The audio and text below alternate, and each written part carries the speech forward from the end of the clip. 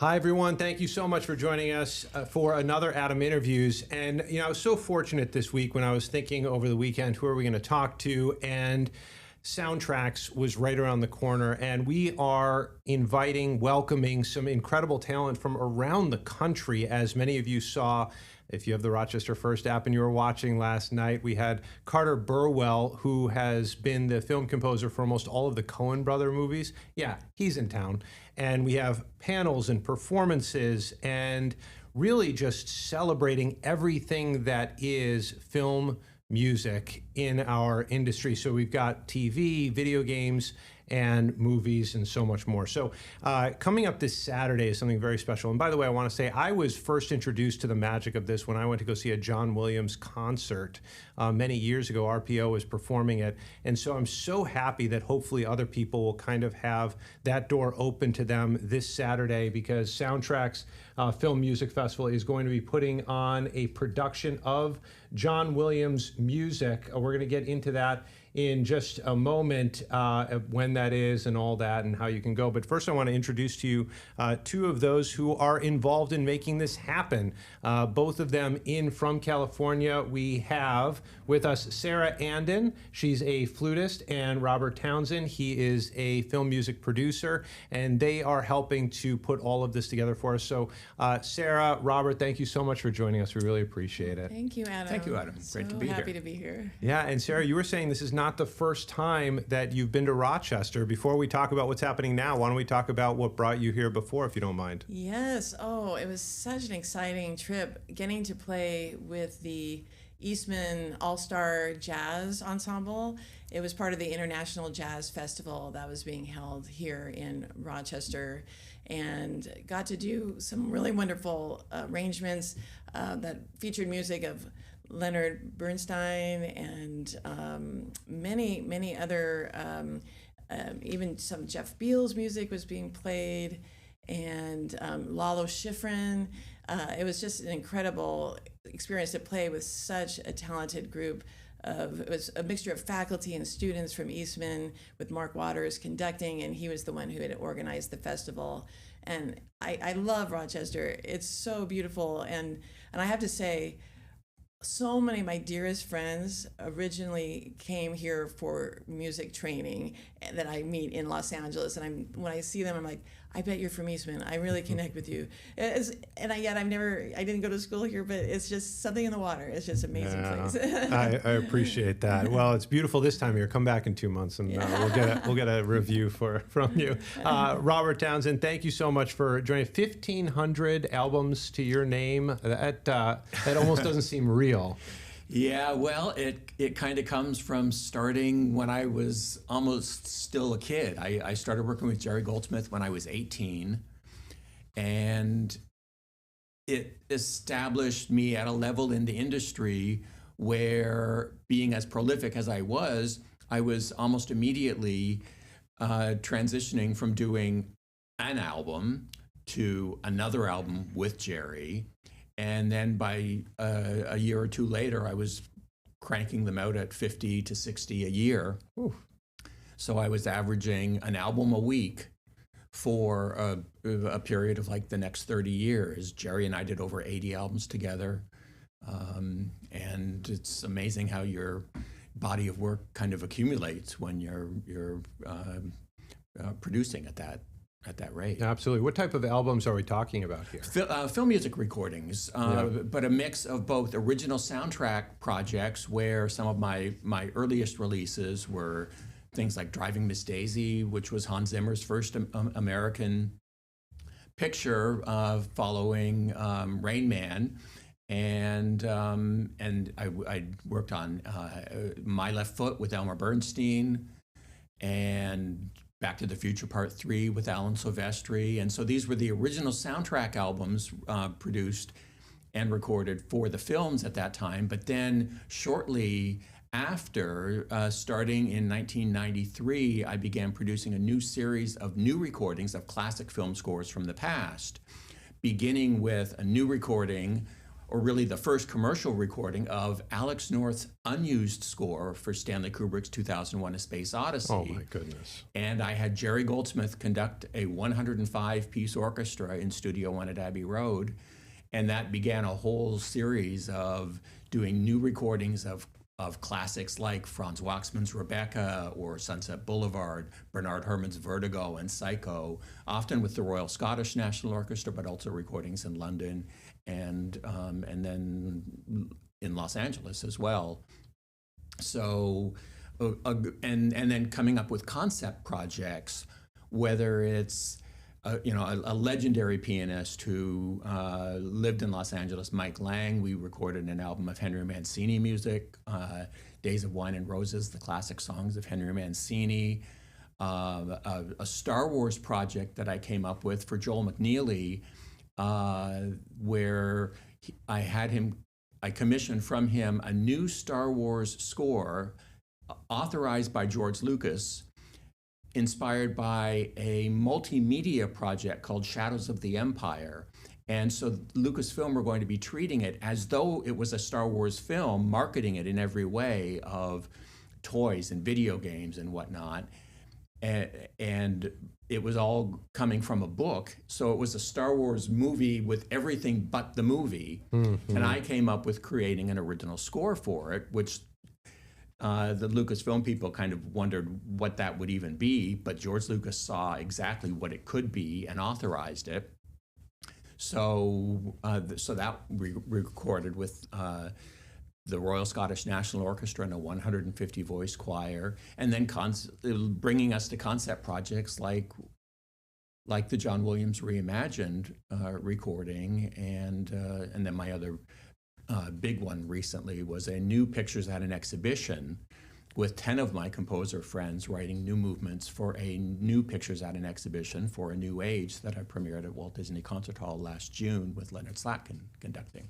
All right. Well, you provided, first of all, bravo on being amazing. Also, you provided the perfect segue. So 1:30 on Saturday, we have John Williams Reimagined. It's a performance. So again, we talked about how the Soundtrax Film Music Festival is a combo between panels and performance. The performances, they do cost a little bit, so you need to get tickets if you want to go. Saturday, 1:30, October 18th, John Williams Reimagined. And Sarah, before we get into what we're going to hear, why don't we first talk about what makes John Williams, I guess, the best of the best, right? Like the master. He's it, right? I mean, unless someone's come along to replace him at this point. He is so revered, world over by countless generations. I mean, we all grew up with his music. I mean, I don't think there's anybody alive today that can't say we grew up with his music. So it's all part of our childhood, part of our DNA, and certainly our adulthood. And, one extra special thing about him that I think just manifests through his music is his deep humanity. He's such a beautiful human, beautiful soul. And, just to meet him for 1 second, you just feel like you're the most important person in the world at that moment. The way he's so kind with his attention and generosity with his time and questions he wants to know about you, and then he's willing to share these lovely stories of his life. And playing his music is just so magical for me personally for many reasons. For one, he writes so beautifully for the flute.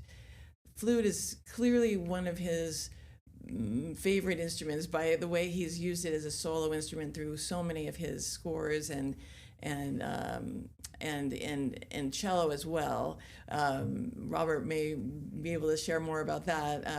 But with the writing, the melodies and the exquisite nuance and what's required to play this music of his it demands your full 1,000% training from when you started. Like I started piano at 5, and hearing music before that in the house of all kinds of styles. That all helped me from that point. I would say I can't leave out 1 ounce of the listening of music from a child to all the practicing, all the way to now to be able to even come close to dream to play his music the way it should be played. And it'll always be that thing you strive for. And he also just because of all of his scores over the years, by the time I've actually got a chance to be in the studio on a regular basis, like I'm very fortunate now to be able to say that so many of his main scores that we're playing in his program was already recorded. So I never had that opportunity. There was a different generation of the musicians that were playing that. So this is like a spiritual experience for me, like a rebirth, a second chance that, to be alive now, to get to do this recital, to get to play all those incredible solos. I'm so grateful, and to play with stellar musicians like Simone Pedroni on piano and Cecilia Sana on cello. They're world class, and so it's really a magical experience to have this happen. And what I think is so interesting, Sara, is reading your bio on your website, is you work with the symphony in Los Angeles, so you do a lot of classical. So I have to say it's a little surprising to me to hear that music by someone like John Williams calls upon all the talent that you have and deliver for the classics for a movie score. Oh yes, because he writes so fully. He really stretches every musician to its maximum capacity, and always trying to get us all to grow that a little bit more when preparing and delivering his music. The classical training, of course, because it's very technical music that is with all, imagine all the action and whatnot. There's all these whirling scales and very sometimes very aleatoric type of things that are very you have to be able to jump back and forth from different ideas and styles and whatnot. So very eclectic from score to score, and even within the score. So even the jazz background that I fortunately started to get through the years, and then even very modern music, that's also helped me very much. One of the tracks on our album is called "In Search of Unicorns" from the movie Images, and a lot of people may not even know of that score, because it's one of the hidden jewels. But if you listen to the track on the album, you'll be able to hear we are approaching this completely as an aleatoric, very contemporary music with extended modern techniques and very spontaneous type of playing, versus the very beautiful solos of Princess Leia and Face of Pan from Hook. There's all this contrast, and then Sugarland Express has these jazz elements that have been so fun to really call upon all the musical training, the full spectrum, to be able to deliver the depth of his music. Wow, that is impressive. And I think you provided the perfect segue for me, because I did want to talk about what's going to be featured, because Robert, it could not have been easy to look at the filmography that he's worked on and to say, oh, we're going to do that, because you probably are going to try and blend the ones that everybody knows versus maybe, I don't know if there are scores or some pieces in there that might surprise people. Well, there absolutely are, and the concept, or as the concept came to me, and the inspiration for the whole project, I have to say, really began with a score that might fall into the more obscure works of John's, which was, he did win an Emmy Award for Jane Eyre in the early 70s. Wow, I didn't know that. And he had extended passages for flute and recorder featured in that score. More than anything else, that was the score that made me start thinking how it could adapt for this trio that I had in mind for the new album. And then also being very aware, the first album of John's that I released of a new score was his score for Stanley and Iris back in 1990. And I remember working on the sequence for that album, and then John calling me afterwards, after he had heard it for the first time. I had sent him the tracks over for approval, and he said, "Robert, absolutely perfect. Don't change a thing." And that was also actually a score that featured flute prominently. But also cues and scores of his, like The Seduction of Suki from The Witches of Eastwick, and other cues from The River from 1984. The River and Images both are examples of scores of John's where not one note of that score, of any cue from either score, had been performed or recorded by anyone since the original recording sessions. How is that possible? In their respective years. The way it is possible is because John has so many blockbuster hits. You know, there's so many Star Wars movies, there's so many Harry Potter movies, there's Jurassic Park and E.T. and Indiana Jones. So when he does a new concert of his music, he has all of these blockbusters that he can't ignore. Audiences expect to hear it, demand to hear it. Exactly. And so, you know, composers like John Williams or Ennio Morricone, he couldn't not do The Good, the Bad, and the Ugly, and A Fistful of Dollars, and The Mission. And when you have so many blockbuster works, just by the fact that every day they woke up, they were John Williams or Ennio Morricone. And when they wrote their music, they wrote at that level, whether it was Star Wars or whether it was Jane Eyre or whether it was The River. And whether the movie was popular or not, they would receive the best work and the best efforts from the composers. So there's almost no way around the fact that they're going to write some of their greatest music for movies that are not very well known. And being aware of all of that and knowing certainly John's music, and really because I've had the benefit of working with almost every great composer of the last 3 or 4 decades now, to know their works in the detail that I do. Really, the whole concept of the album and what became a 2 CD set with 2 of the longest CDs I've ever produced. They're both over 80 minutes of music. So It's an almost 3-hour program for the John Williams Reimagined CD.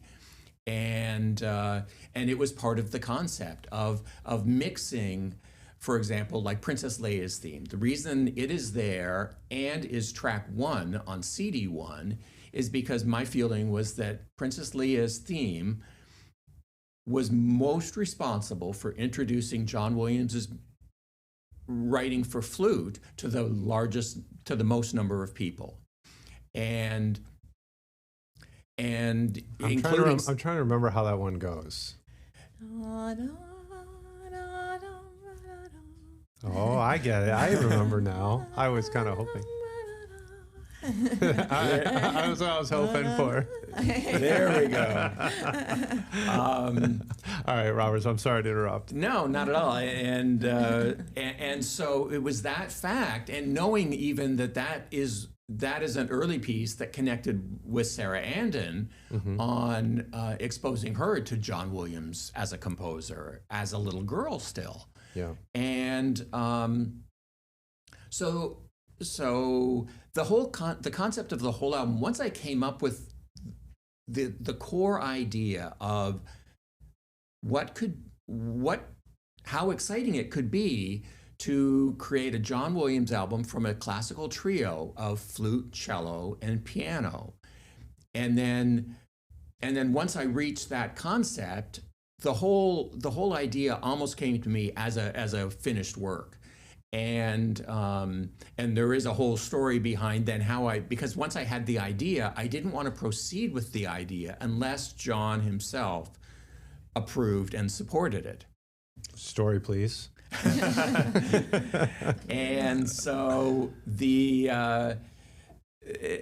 but I was also very aware that the very notion of having his music arranged for an ensemble different from the way he wrote it is not something that John liked and is not something he had ever approved. ever. Wow. And so that was kind of the hurdle that I had to figure out. How do I overcome that?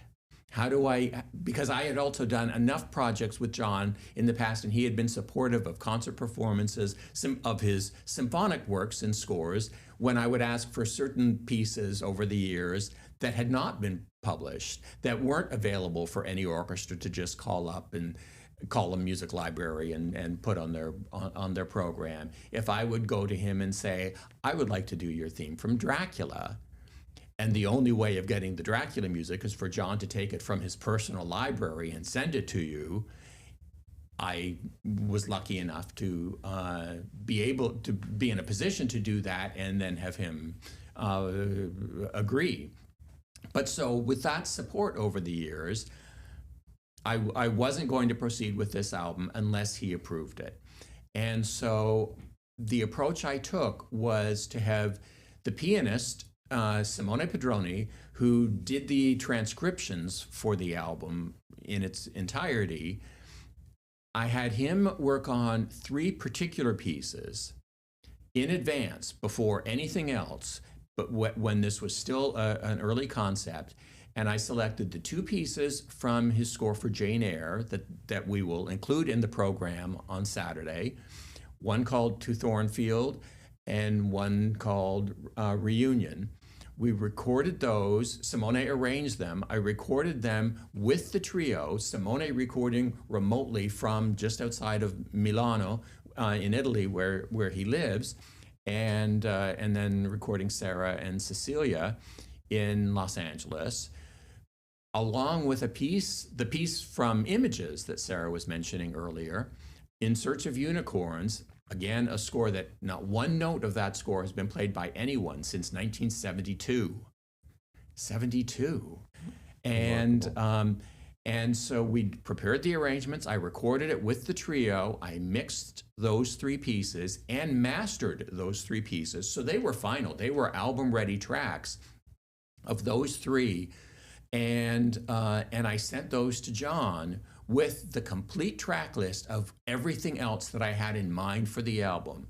So the point was, I didn't want him to have to imagine what I had in my mind. I wanted him to hear it. That it was like, he didn't have to imagine anything. This is what I want to do. And so I sent the recordings to John with the full track list, and 2 weeks later, he responded with an approval that he would be very happy indeed, he said, for the recording to take place, and also gave his blessing for the trio to perform live recitals to support the album and promote the new repertoire after it was released. There must have been some relief on your part when you got that approval. Well, it was a relief because I really believed in it thoroughly. I felt and knew at that point, because we had already recorded now the 3 pieces, and they had lived up in every way and even exceeded what I had dreamed they could be. And thankfully, John also agreed with that. And so again, making it so historic, because John has never allowed something like this. And it opens a whole new door, not only for, John is 93 now. At 93, the John Williams Reimagined album is truly unlike any other John Williams album. And in concerts, it even brings his music to venues that have never been able to feature it or celebrate his music before.